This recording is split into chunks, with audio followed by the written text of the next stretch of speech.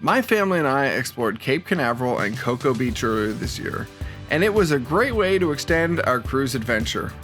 If you're headed out on a cruise, chances are good you may be planning a trip to Port Canaveral, and the area offers a great beach destination with miles of sun and sand.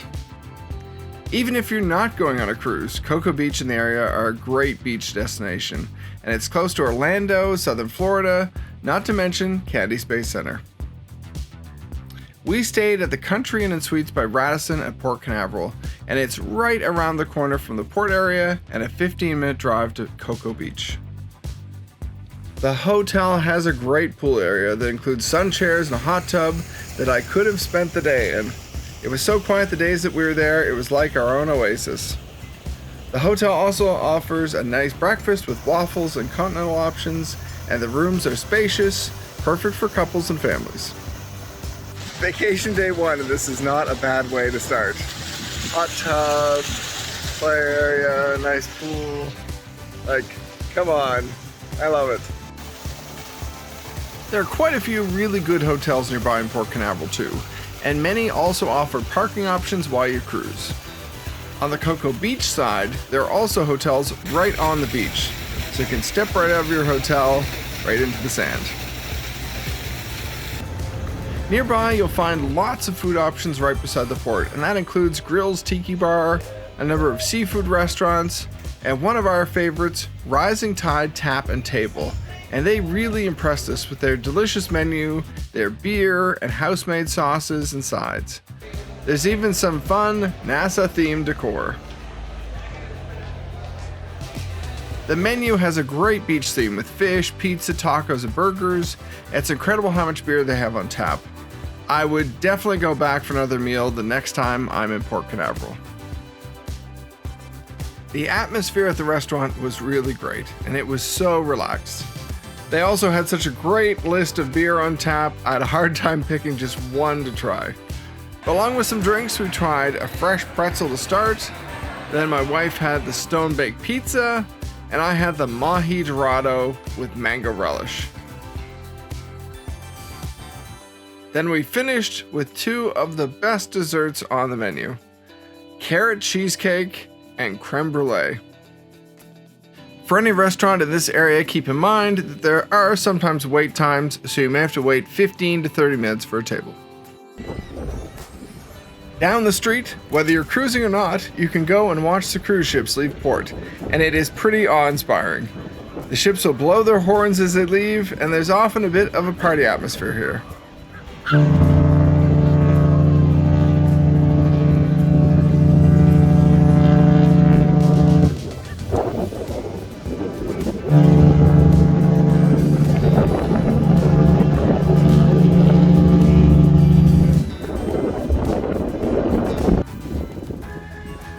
Our next stop was Cocoa Beach for some sun, sand, and major waves.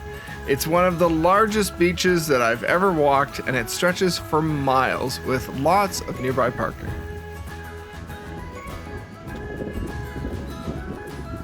You can park right beside the beach, paid by the hour, and while the wind and waves can be bigger than some beaches, it's a great spot to relax, play, make a sand castle, and collect shells.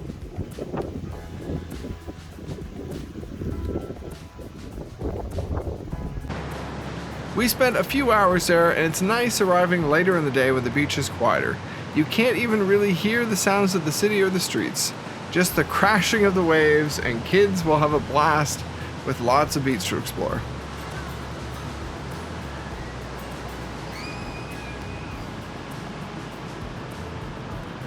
During peak hours, especially on weekends, you can rent beach chairs and umbrellas, not to mention boogie boards and surfboards.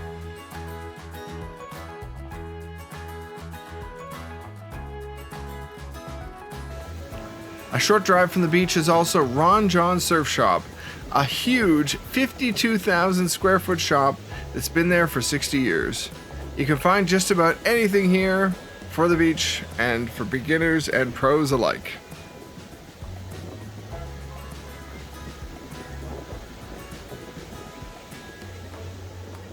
Keep in mind there are no lifeguards underneath the beach, so you'll want to keep an eye on smaller kids especially.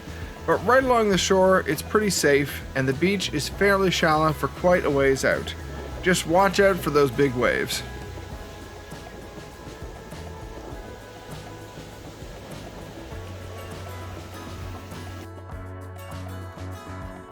Make sure you plan to bring lots of sunscreen if you're planning a visit, and towels of course, plus some water since it's a fair walk to many places to get a drink.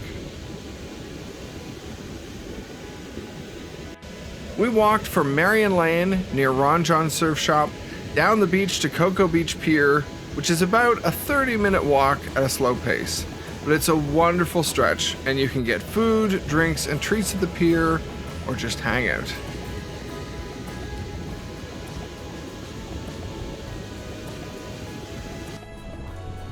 The beach is also really beautiful closer to sunset, when more of the birds start coming out and the color really hits those clouds. If you've never really been to a huge beach before, it really is shocking to be able to walk and walk and walk and not hit the end of the beach. And it's worth checking out some of Florida's other amazing beaches if you're looking for a sand destination this spring, summer, or fall.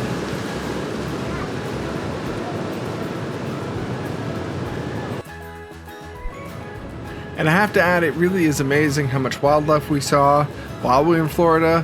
There is something around every corner, from turtles to birds and everything else.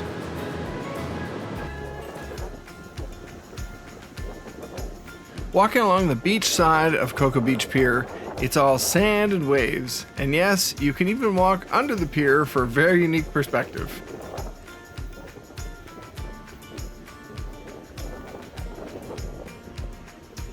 Up on top of the pier, there are stores and tables for bite or drink, with a great view up and down the beach and of the sunset as it fades over the horizon.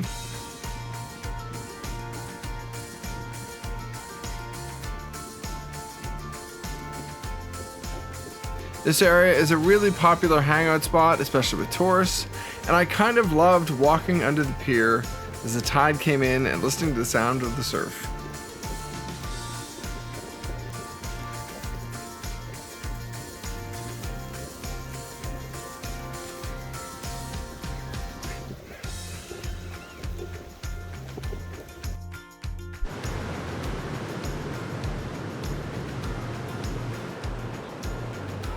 Walking back to our parking spot, the sun was getting pretty low. The seabirds were coming out for morsels to eat in the sand, and everyone was so relaxed. We saw a few unlucky jellyfish washed up on shore, and it was still nice and warm. Stepping out of the ocean, you hardly even needed to dry off. It was one of the nicest sunsets that we saw on the whole trip.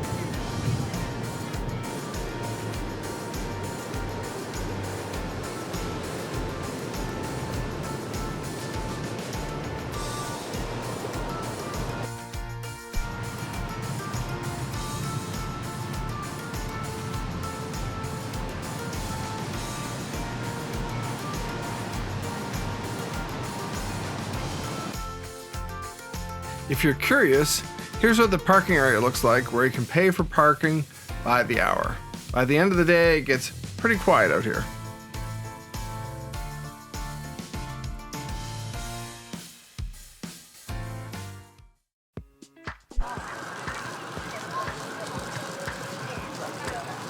Over at Cocoa Beach Pier, it feels like a total vacation destination, with seafood, drinks, and music playing.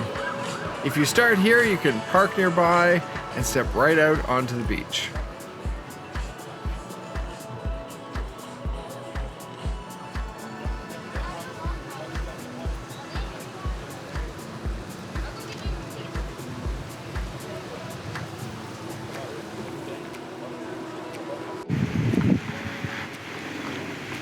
So far, these are the only manatees that we've seen at the park, unfortunately.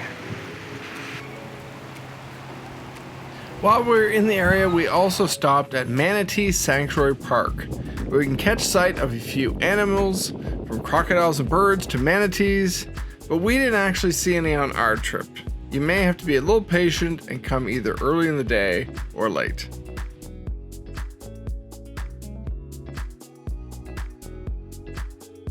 It's a great, quiet park, frequented by locals, and the walkway is a nice stretch for a walk with seating along the way.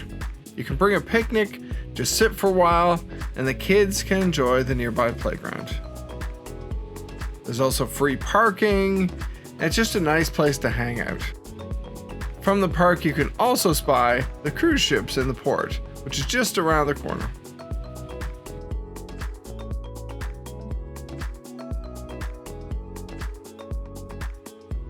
Other highlights in Cocoa Beach include the skate park, kayaking, golf, mini golf, boat tours and fishing, great seafood, numerous parks and shopping, and of course a short drive away, you can explore the incredible Kennedy Space Center. I highly recommend a trip to Kennedy Space Center while you're in town.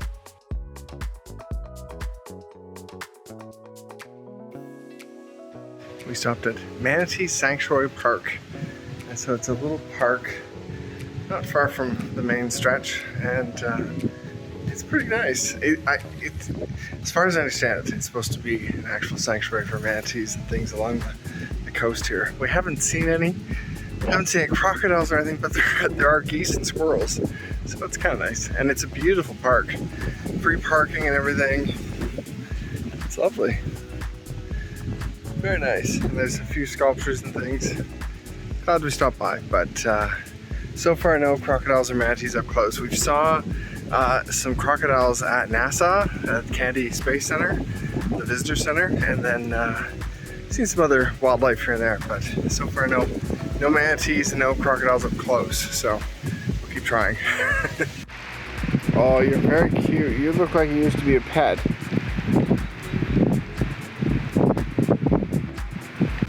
There were also turtles that came out to say hi when you walked by, and ibis by the water, and it was obviously out there looking for supper.